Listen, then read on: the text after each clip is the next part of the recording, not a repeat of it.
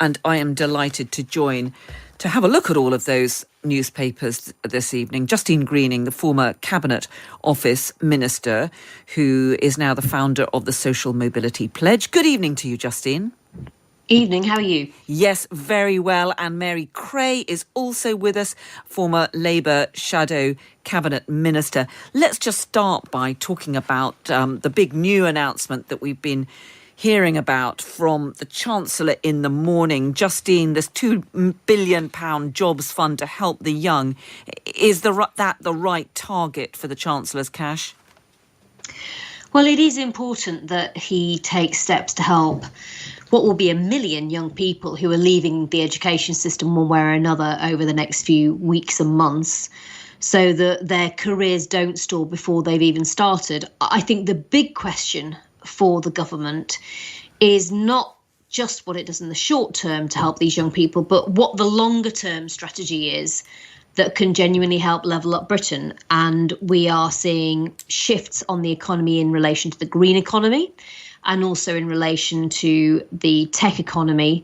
What it really needs to do is set out almost a levelling up growth strategy so that those sectors can be growing in the communities they can make the biggest impact in, and then working back from that to understand how the education system, can actually make sure that young people coming out of the education system over the coming years have the skills that they need in order to be connected up with those opportunities that are being put into their local community. So I think, yes, let's welcome some short-term measures, but let's not lose sight of the need for a long-term strategy on levelling up the economy and in doing so, levelling up Britain.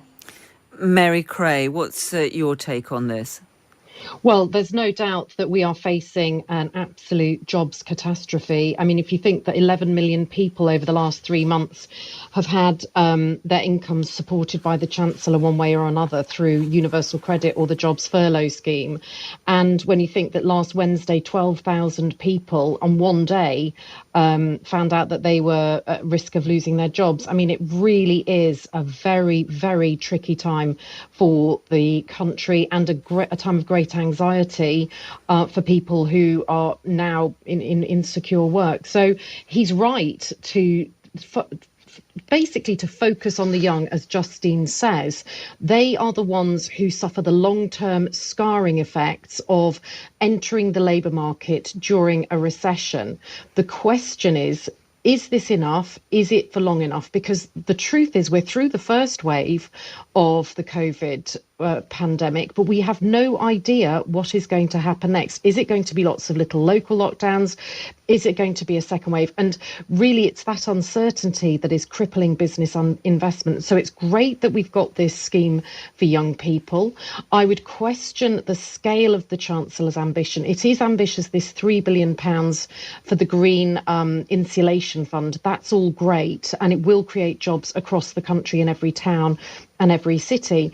But when you look at what France is doing, what Germany is doing, what Denmark is doing, all orders of magnitude much greater in terms of green investments and tech investments.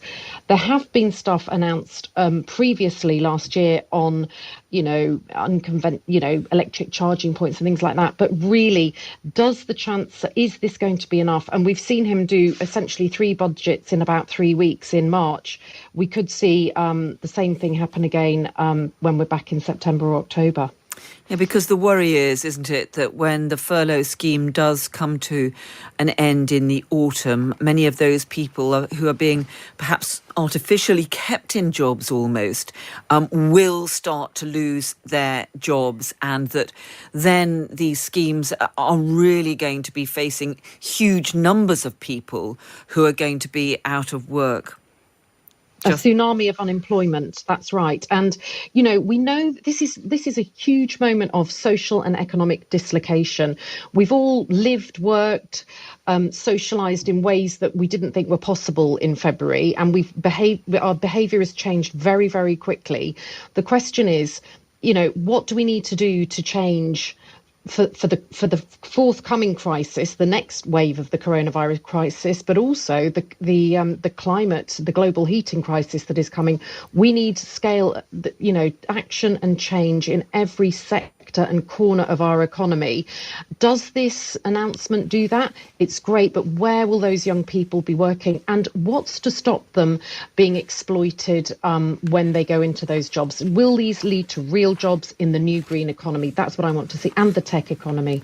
I think above all, we need to think long term.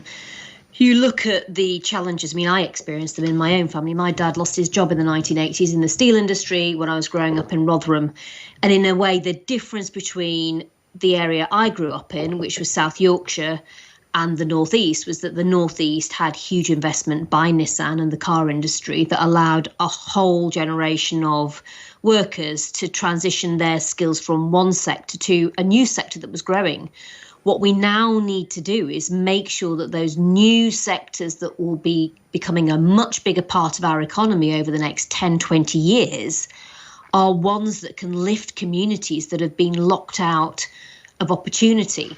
But if we don't then also at the same time look at the education system, the big danger is you might locate smart investment in them that can really generate opportunities. But then local young people in particular, aren't getting trained up in the skills that they need to take advantage of them. That's what they really need. Obviously, having work placements for 6 months rather than being sat at home not learning anything is really welcome. But what they really need is a strategy for the long term. And a final point I'd make is more generally on levelling up. What we need to see in Britain is an end to dead-end jobs. The government should be working with business to make sure that every single role in every single company has the chance for progression, so that wherever you're starting in your career, it doesn't limit where you can get to. And these are the fundamentals, I think, that you can build an economic strategy around to genuinely start having a plan that can level up Britain. But we haven't seen any of that yet from the government. And I think the Treasury, right. as Mary will know, is very good at doing short term, less good at doing long term. Same story. My dad lost his job in the car factory, and Coventry was lifted back in the 90s through Warwick University and the Lanchester, now Coventry University, bringing investment and research into the city, and that is what Coventry is now built on. For towns that do not have a university, it is so much harder. OK, there's lots of other stories in the papers, but just before we leave Rishi Sunak's statement, the Telegraph has picked up on another element, stamp duty holiday to kickstart the economy. Sunak to exempt the first £500,000 of any purchase, saving home buyers £15,000. I mean, Mary, just briefly, do you think that is a good use of the government's money? No, I don't. I think the housing market had been in lockdown for 3 months. I think it was picking up of its own accord and volition. And what this is doing is a free pass, really, for people that would have been contributing to the exchequer. And what it also does, I'm afraid, is it disproportionately benefits London, the South East, where house prices are that much higher. Those first-time buyers who are buying flats up to 500,000, my former constituents in Wakefield, it's hard to find a house in Wakefield that's over £500,000. So I'm not sure that this, the distributional effects of this will be felt. The benefits will be experienced in London and the South East. And if we want an economy that benefits the whole country, then we really ought to be looking at measures that make those towns and cities fit for the future, investing in green infrastructure, more resource efficient industries, those sorts of big changes that we need, not tinkering around with house prices, which is what the government always does. It's certainly going to go down well in your former constituency in Putney, Justine. Well, I'm sure it'll help the housing market here, which has very much been gridlocked, and obviously from our part of the country, there are lots of young people who try to get on the housing ladder, but it starts at a totally different level in terms of pricing. But I think I come back to the point I made before, which is this needs to be long-term in nature. As Mary says, it needs to really be part of a joined-up plan. And what we've got to move away from are piecemeal announcements, that are short-term responses, which I think we all understand why they're necessary to try and help the economy right now. But actually, what we have to do in this country is now get beyond just short-term emergency budget statements to a longer-term strategy for this country that can make sure we fix our public finances by actually being a version of Britain where everybody, including in places like Wakefield, where Mary was represented for many years, Rotherham, where I grew up, where young people there can genuinely make the most of their talent and actually can make the contribution to a wider economy that is going to help us be successful in the long term. We cannot go on with a version of Britain where so many young people in so many communities, including in London, there are, kids a quarter of a mile from where I am right now on the Alton estate who might be very close to opportunity, but they're not going to get any of it for themselves. We have to change the terms of how this country works so that opportunity is no longer a closed shop. Okay, let's look at some of the other most stories. First-time house buyers in Wakefield are not paying anything like £125,000 as well. And I think this was misannounced, wasn't it? It was announced, it was leaked, it was going to be the autumn. He's had to bring it forward to tomorrow. So there's been a rare slip from the Chancellor on that one, I think. Okay, let's look at a couple of the other stories. The free parking for NHS staff will be scrapped. Now, the government didn't introduce free parking. The is claiming that NHS staff are soon going to have to start paying up to £3.50 an hour to park at their workplace. This isn't going to go down too well, is it, at a time when everyone is so full of praise and applause for the extraordinary work our NHS staff have been conducting over the coronavirus crisis? Absolutely not. I mean, it was brought in at a time when there were huge issues around staff getting into work, large numbers of people unable to take public transport. I think we're clearer on public transport now, but we still have to make sure that our NHS workers can get to work safely and can isolate if they need to. I think withdrawing it in a blanket way is problematic. It is incredibly difficult because, of course, if everybody drives to the hospital, that's bad for the economy. It's bad for the environment. It's bad for our carbon and climate emissions. So there is a point where we do have to switch to electric. We have to do demand responsive transport, buses that you can dial a ride to get people in and out of work. I do understand NHS staff have been working above and beyond the call of duty. They are working antisocial hours. They have made so many sacrifices for us over this last few terrible period of weeks and months. And I'm sure, at a moment when largesse is announced for the rest of the economy, this will feel like a slap in the face for them. Absolutely, especially when quite a few staff are going to be still very worried about travelling on public transport, and the government is still encouraging people not to use public transport unless they absolutely have to. Justine, do you think they're going to press ahead with this? I mean, it's not a huge amount of money. You can imagine there's going to be quite an outcry, isn't there? It feels like another free school meal vouchers to me. And it seems that at a time when, for their own sake, but also for the patients they treat, we want health workers to be able to stay safe, and perhaps more than any other any other key workers really take care of themselves. It seems an ill-judged move now. I don't know whether this report is true or not. But, there are people who kept this show on the road over the last few months. I think we've got a totally different definition of almost key workers now than we had back at the beginning of March, for example. But, NHS and care workers have literally kept many people in this country alive. And I think policy needs to reflect that over the coming months. And I think people would perhaps accept it more if they knew there was going to be PPE, there was going to be weekly testing, bi-weekly testing in care homes and in hospital settings. I think what the issue is, when those things have not happened in the past and are not guaranteed in the future, it feels premature. So if you can protect your staff in other ways and protect the public from them, and the provision of face masks and everyone wearing a mask on public transport, which, by the way, is happening, I've seen people travelling. I've been on the tube. 90% of the people traveling were wearing masks, were social distancing. It was, absolutely brilliant, best of sort of British behaviour, really. And so for me, it feels like if the staff are protected in other ways, then perhaps they don't need the free parking. But at the moment, they were so badly let down during the crisis without the PPE. And we saw so many health and care workers lose their lives battling this disease. That's no way for those heroes to be treated. And it's fascinating. So it seems like it's bad policy and bad politics, in summary. So it's interesting, you're talking there about wearing masks. There's another story on the front page of the Times, not wearing masks as taboo as drink driving, say top scientists. This is according to a report from the Royal Society, which says that wearing a face mask should be considered as crucial as hand washing, and everyone should carry one when they leave the house. I mean, Mary, like you, I've travelled occasionally on public transport recently. People have apparently been really sticking to those rules. Lots of people wearing masks, lots of social distancing, people being largely very, very cautious.